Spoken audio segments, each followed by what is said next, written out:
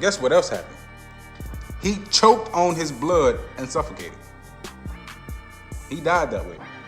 He choked on his blood because the spit mask and the helmet was keeping all of that in his mouth. And he died. So instead of just opening the cell and getting him to a hospital to see if he can be helped, guess what they did? Another cell extraction. Yeah. Stop playing with me. Yeah. Stop playing with me. Yeah. Y'all niggas know this with me, nigga. Yeah. You heard what I said? Stop playing with me. Y'all better. Acting like they open when young, whatever. You know that they open when young, you know better. And you know the real is back. Who better? Get them young. Thank the Lord, man. They find the free mother in slick. All right. Welcome to the Convict Podcast, folks. I'm your host, Moliere Dimanche. And today, I don't know if I should classify today's case as a politics segment or a mysterious death segment, folks, because it's, again, I never know where to start with this stuff because it's I have to get used to like strange information coming to me from every direction in this line of work. So let's start with this.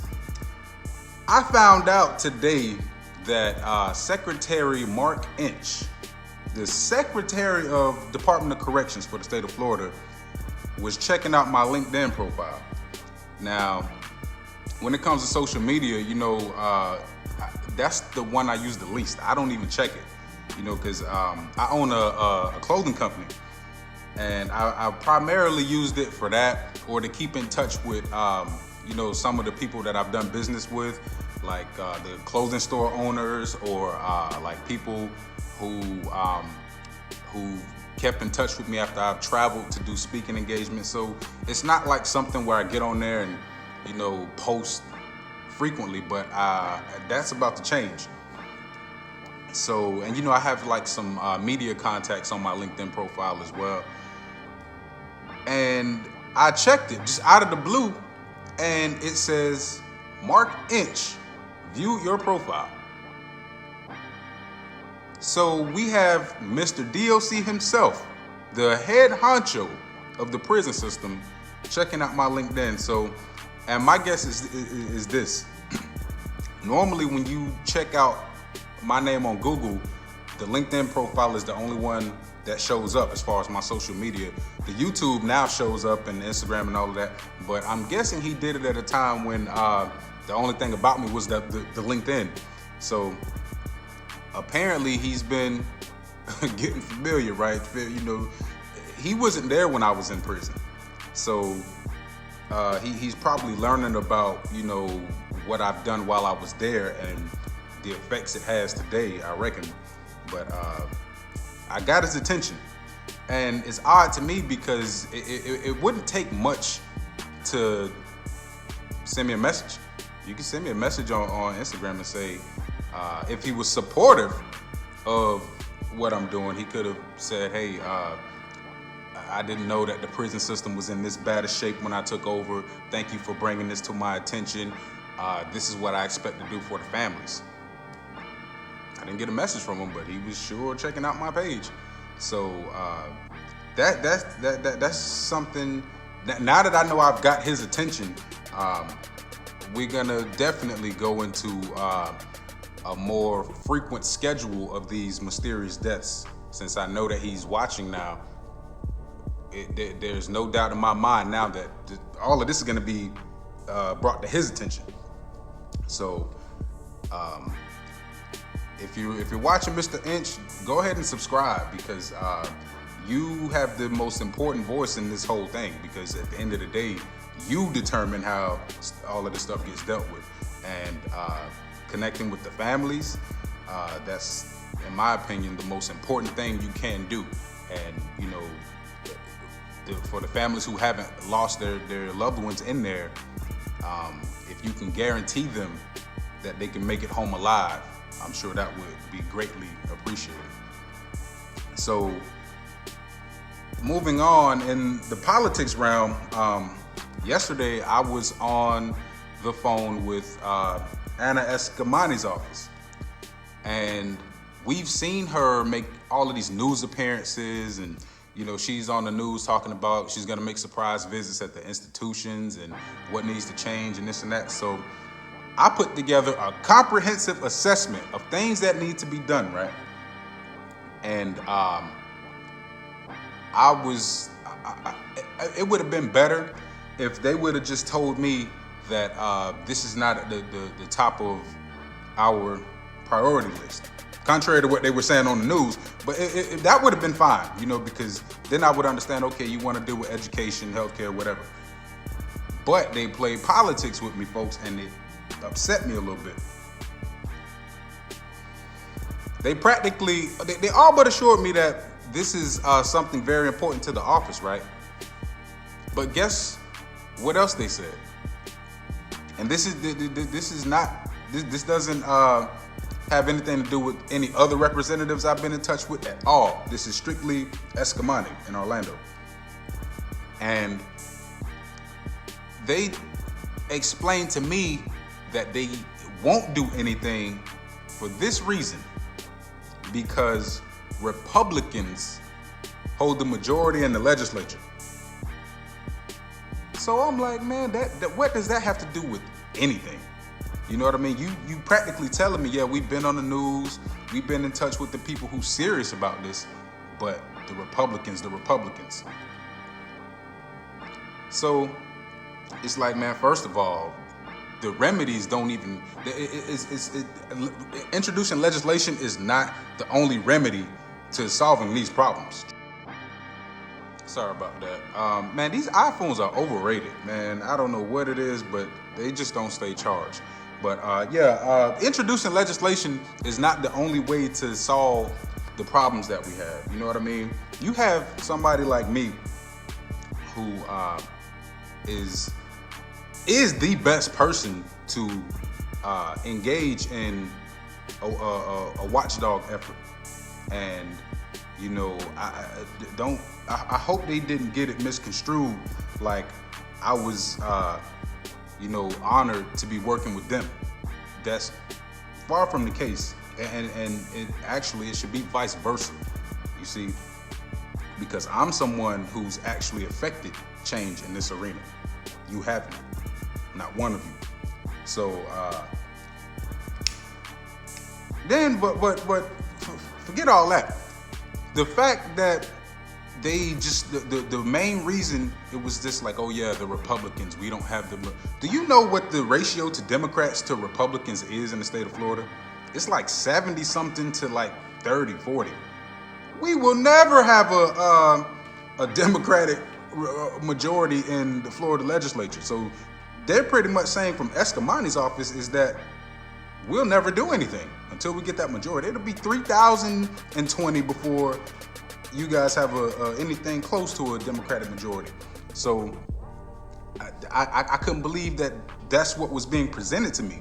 And then it's like, again, there have been effective changes in the Department of Corrections.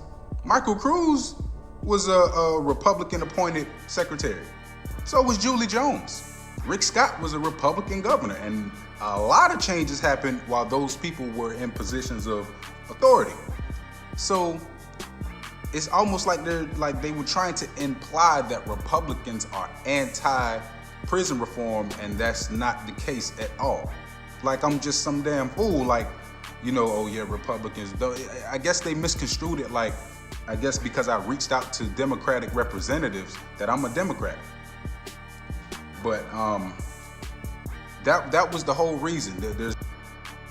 I'm going to go get a Samsung after this. But so that was the excuse given to me as to why nothing's going to be done from the representatives' standpoint. So I'm like, okay, fine. Now with that being out there, it's clear that making a surprise visit at a prison don't mean nothing. Being on the news talking about what needs to be done doesn't mean nothing, because that's that politician crap. It's you just blowing smoke. Because now, not only do the constituents and the people who vote and the families affected know that you're just up there for good press and that nothing's gonna be done, the correctional officers perpetrating this abusive culture know the same thing. It's like, yeah, Eskamani's coming to the prison. Yeah, when she leaves, we're gonna go kick some ass in confinement. That's essentially what it is. If your grounds for not working, especially given the public outrage, your excuse is that there's a Republican majority that's preventing you from, you haven't even given the Republicans a chance to say nothing about this. That's not only unfair, that's just, I mean, even if Republicans were unapproachable on these topics, you owe the constituents the effort, even if you fail, to say, look, I did this because this is what you guys wanted. I did this and the Republicans didn't let me do it. I doubt that that would really be the case, because we've seen prison reform changes that specifically under the direction of Rick Scott, who was not the best on prison reform, but a lot of changes came during Rick Scott's tenure. So the Democratic Congresswoman has let us down, folks, and don't expect anything as far as prison reform to come from that particular representative. With the politics out of the way, let's get back to it. Today's case is it's gonna be about inmate Damion Foster. So again, this is one, he died as a result of a cell extraction. Now again, it's this stuff gets so like movie theater, like this is like Hollywood stuff. It's, you know, somebody told me a long time ago that the stuff you see in movies can sometimes be accurate as far as how they relate to society. You know, I remember the movies where, you know, they would do like the wildest stuff to prisoners, and you'd be like, oh yeah, that's just Hollywood. That ain't really how it goes. But if you've been tuning in, you've seen that, you know, that's really what it is. So apparently they initiate a cell extraction on this man. And again, I didn't read anything about chemical agents. So they initiate a cell extraction on this man, and they beat him to where he's spitting up blood. And while he's spitting up this blood, I guess the officers say, oh, he's spitting at us. So they put the spit mask on him, right? In addition to putting a spit mask on him, they put a helmet on his head with the spit mask.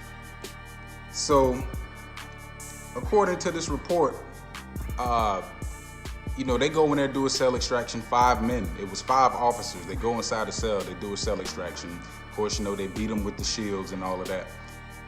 And he has a cut in his lip and another cut in his tongue that caused him to spit up excessive amounts of blood. So in order to keep him from spitting up this blood, which, you know, if you choke on your blood, you're going to die, they put a spit mask on him so he can't spit up none of this blood. So if the blood can't come out, where is it going? Back in. So it's wow. I mean, not only did they put the spit mask on him, they shoved the helmet on his head to keep him from being able to remove the spit mask. And guess what happened? While he was out, they forcefully injected him with some chemicals called Ativan. I guess it's supposed to be an anxiety medication, but against his will, they injected him with something. Who's to say what that really even was? You know, he obviously was not a willing participant in this administration of medical services, they found that vein and injected him with something. Yeah, it happens in the movies, that happens in real life according to this. So they inject him with Ativan, A-T-I-V-A-N. Ativan. And with the spit mask on and the helmet over the spit mask, they shove him back in the room. So guess what else happened? He choked on his blood and suffocated. He died that way. He choked on his blood because the spit mask and the helmet was keeping all of that in his mouth. And he died. So instead of just opening the cell and getting him to a hospital to see if he can be helped, guess what they did? Another cell extraction.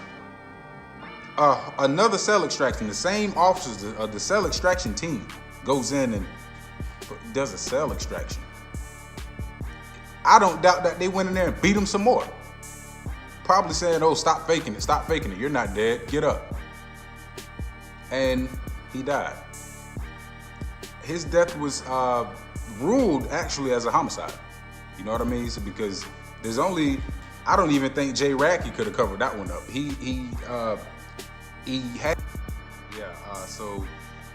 It couldn't be ruled as anything other than a homicide. You know, he has bruises in his mouth that led to the blood that choked him. And as it was ruled a homicide, my guess is that those bruises came as a result of the physical force exerted by the officer. So that's the mysterious one today, Damion Foster. So again, my little old channel is already raising some eyebrows, and that's indicative that I'm doing the right thing. Potency, folks. Quality over quantity at all times. Till next time.